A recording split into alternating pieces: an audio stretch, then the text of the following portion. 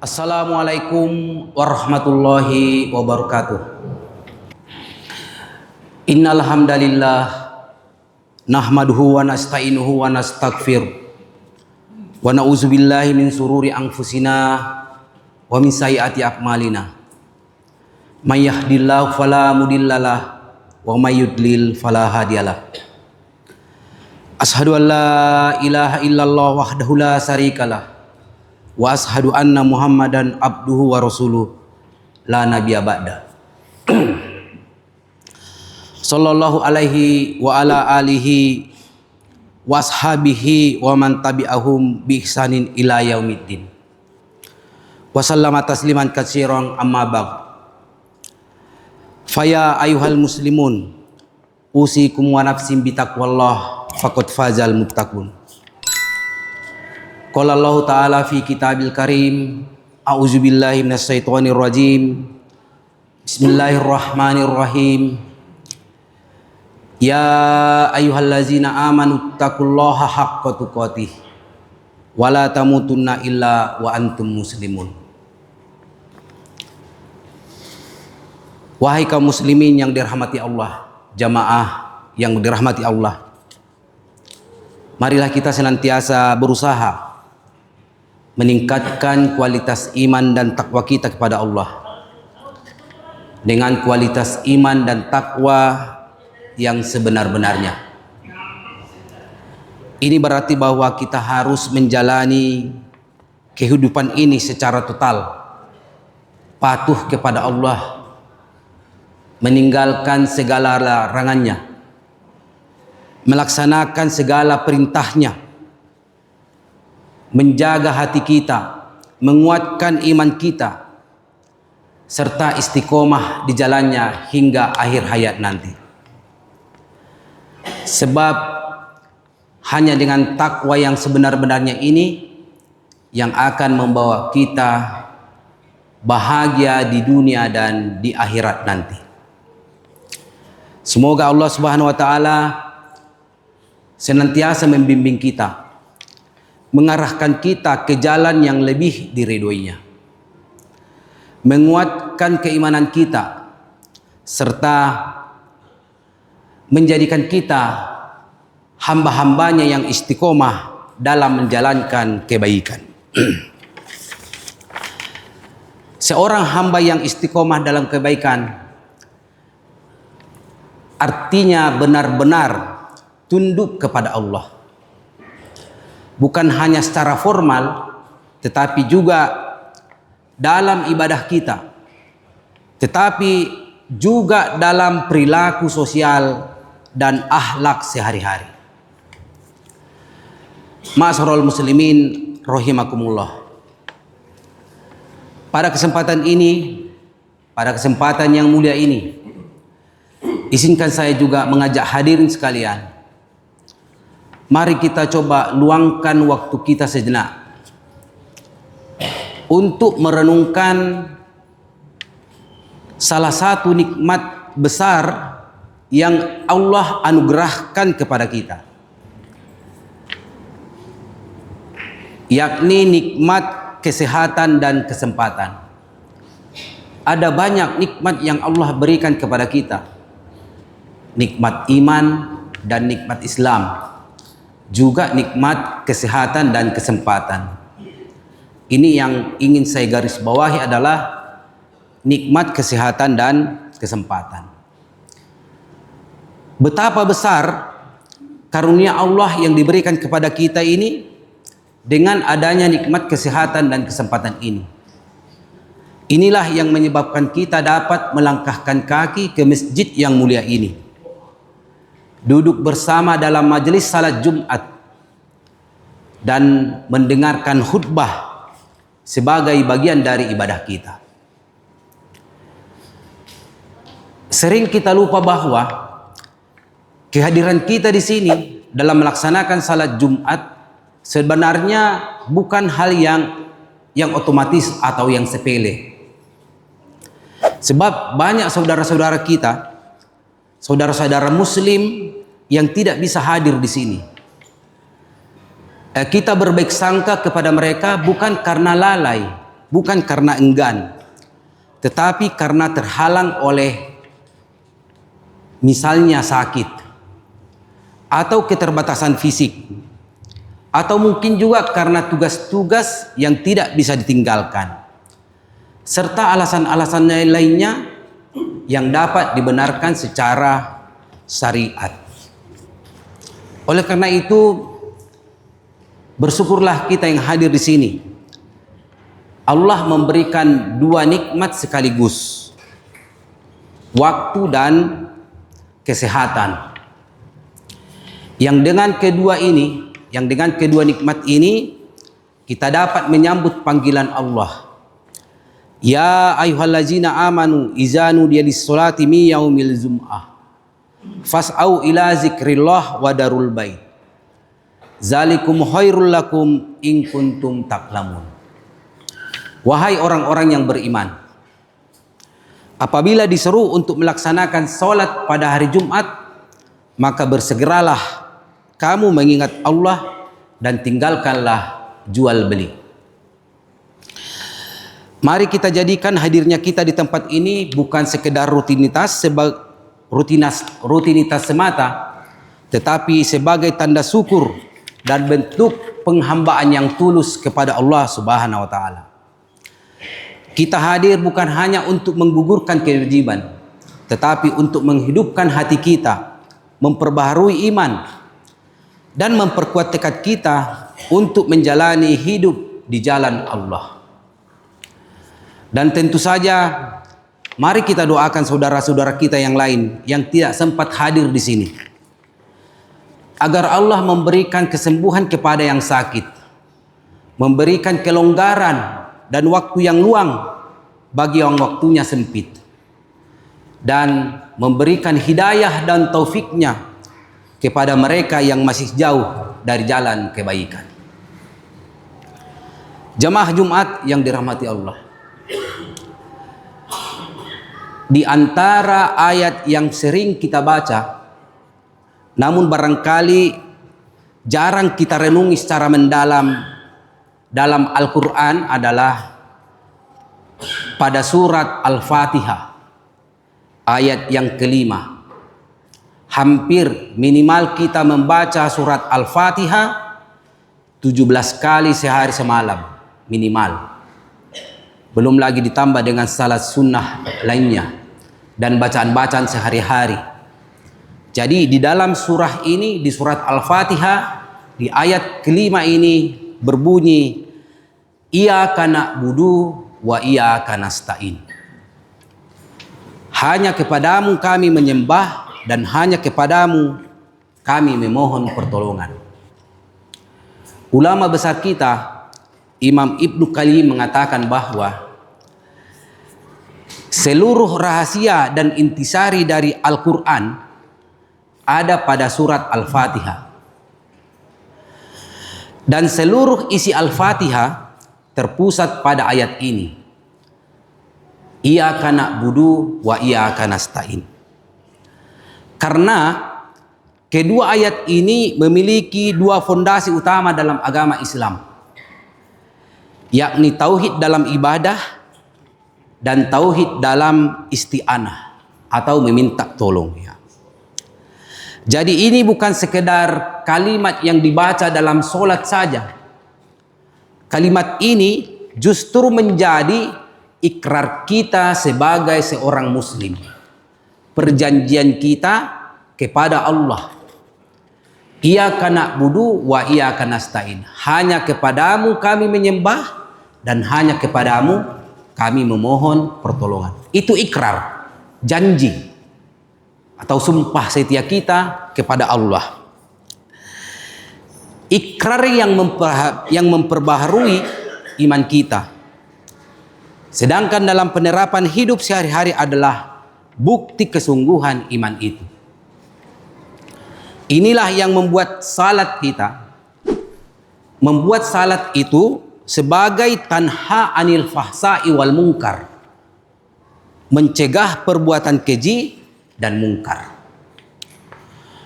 Orang yang sudah berikrar seperti ini tentu tidak akan melakukan tindakan-tindakan yang tidak terpuji.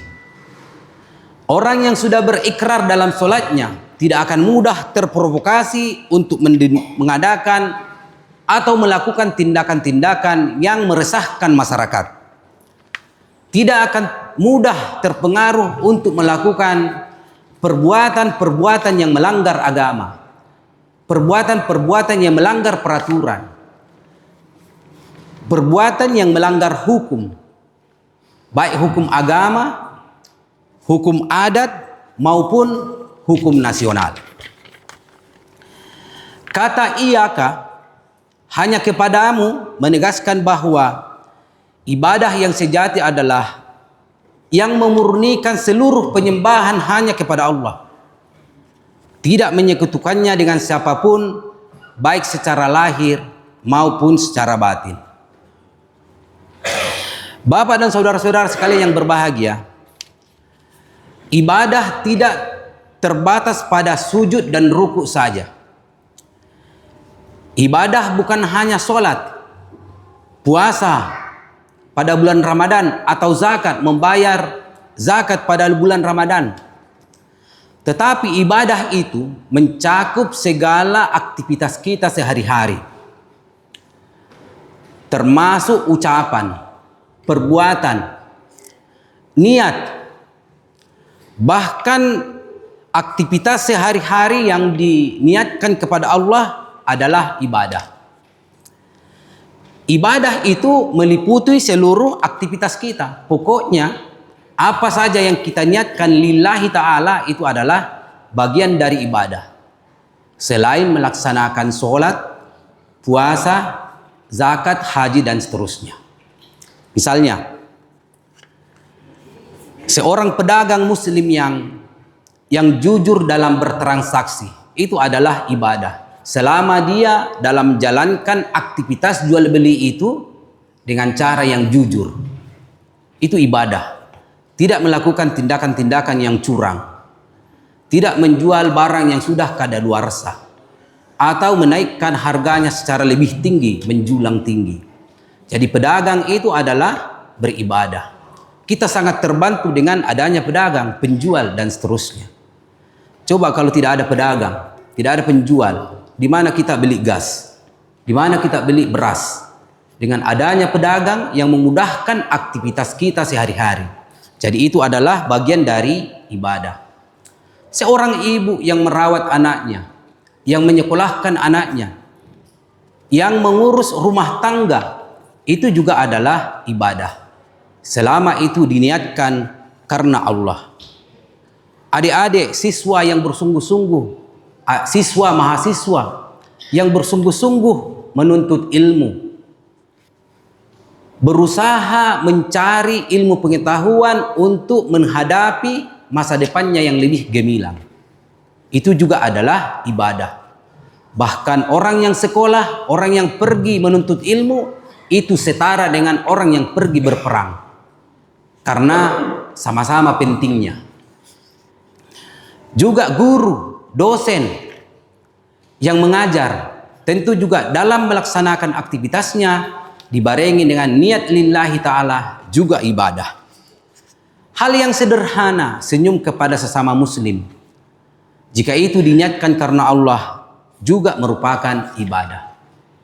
Ibadah ini tentu tidak mudah. Ibadah menuntut keikhlasan kita. Ibadah juga menuntut kerja keras dan selalu berusaha, keikhlasan, kesabaran, dan juga kekuatan hati. Maka ayat ini dilanjutkan dengan wa iyyaka nasta'in, dan hanya kepadamu kami memohon pertolongan. Kita boleh berusaha, berencana untuk melakukan sesuatu, tetapi harus kita yakini bahwa keberhasilan itu bukan karena usaha kita semata. Itu adalah lebih dari pertolongan dari Allah Subhanahu wa taala. Karena itu dalam setiap langkah hidup kita, seorang muslim menyandarkan diri kepada Allah Subhanahu wa taala. Kembali kepada contohnya seorang ayah yang bekerja, berdoa dan bertawakal untuk mencari rezeki bukan karena kemampuannya sendiri, tetapi dibarengi dengan pertolongan dari Allah. Tetapi penting juga kita berdoa kepadanya agar Allah memudahkan urusan kita, memberikan rezeki kepada kita. Karena kita tahu tidak semua rezeki orang itu sama. Sopir yang pergi mencari penumpang tidak sama. Penjual atau pemilik kafe misalnya sama-sama menjual kopi, tentu pembelinya tidak sama. Walaupun kita berusaha kerja keras, tetapi disinilah pentingnya kita berdoa, memohon pertolongan dan rezeki kepada Allah. Juga adik-adik yang ujian, mahasiswa yang ujian, kita berusaha belajar untuk dapat menjawab soal-soal. Walaupun jawaban kita sama, soal yang diberikan sama, tentu nilainya berbeda. Karena apa? Kualitas jawabannya juga berbeda. Itulah yang menyebabkan ada nilai A, ada nilai B, atau B+, B minus, dan seterusnya. Karena kualitas jawaban itu berbeda. Sehingga kita penting untuk disuruh selain belajar, tentu juga harus berdoa dan berikhtiar. Ma'asyiral muslimin rahimakumullah. Rasulullah sallallahu alaihi wasallam mengajarkan kita doa yang sangat dalam maknanya. Allahumma a'inni ala zikrika wa syukrika wa husni ibadatika. Ya Allah, tolonglah aku untuk senantiasa mengingatmu, bersyukur kepadamu, dan beribadah kepadamu dengan sebaik-baiknya. Inilah ruh kehidupan seorang muslim sejati. Ia hanya menyembah kepada Allah dan menggantungkan harapan dan kekuatannya juga hanya kepada Allah. Ia tahu bahwa hanya dengan pertolongan Allah ia akan mampu menjadi hamba yang baik, ayah yang sabar, istri yang taat, pelajar yang tekun, dan juga pemimpin yang adil. Semoga kita semua bisa menghayati makna ayat agung ini, bukan hanya di lisan ketika sholat, tetapi juga dalam laku hidup kita sehari-hari. Barakallahu li wa lakum fil Qur'anil azim, wa nafa'ni wa iyyakum bima fihi minal ayati wa zikril hakim, wa taqabbalallahu minna wa minkum tilawatahu innahu huwas sami'un alim.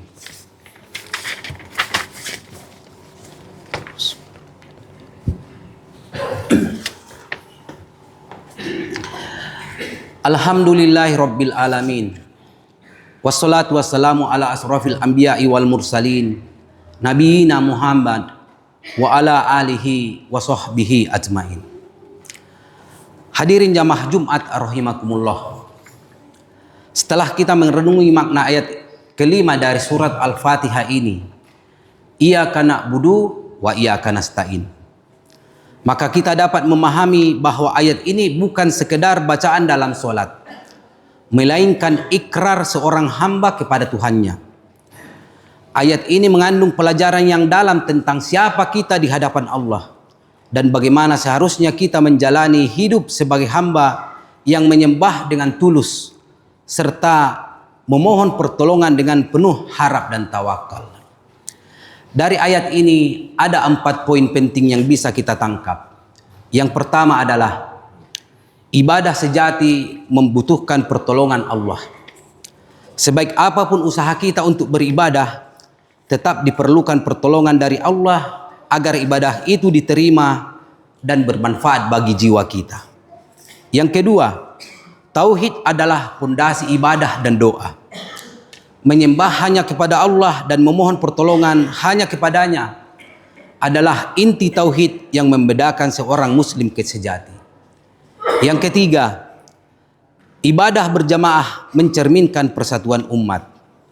Saat kita mengucapkan kami menyembah dan kami memohon pertolongan, kita sedang mengikrarkan kebersamaan dalam iman dan amal soleh sebagai satu tubuh umat Islam.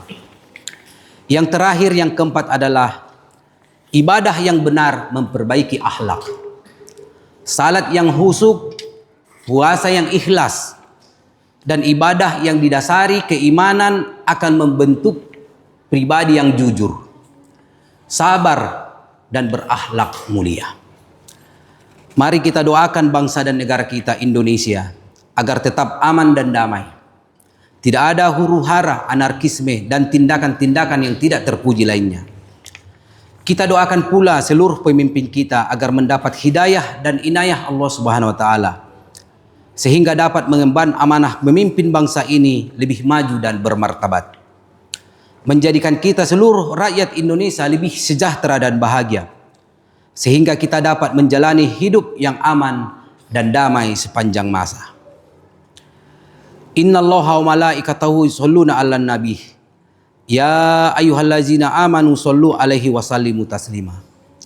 Allahumma sholli ala Muhammad wa ala ali Muhammad kama shallaita ala Ibrahim wa ala ali Ibrahim innaka Hamidum Majid.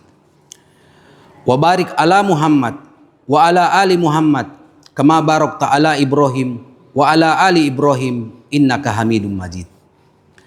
Allahumma ighfir lil muslimina wal muslimat wal mu'minina wal mu'minat al ahya'i minhum wal amwat innaka sami'un qaribun mujibud da'wat. Rabbana la tu'akhidna in nasina aw akhtana. Rabbana wala tahmil alaina isran kama hamaltahu alal ladzina min qablina. Rabbana wala tuhammilna ma la taqata lana bih. Waqfu anna waghfir lana warhamna. Anta maulana fansurna alal qaumil kafirin. Allahumma arinal haqqo haqqan warjudna ittiba'ah. Wa arinal batila batilan warjudna ittinabah. Rabbana atina fid dunya hasanah wa fil akhirati hasanah wa qina azabannar. Subhana rabbika rabbil izzati amma yasifun wa salamun alal mursalin walhamdulillahi rabbil alamin. Aqimissalah.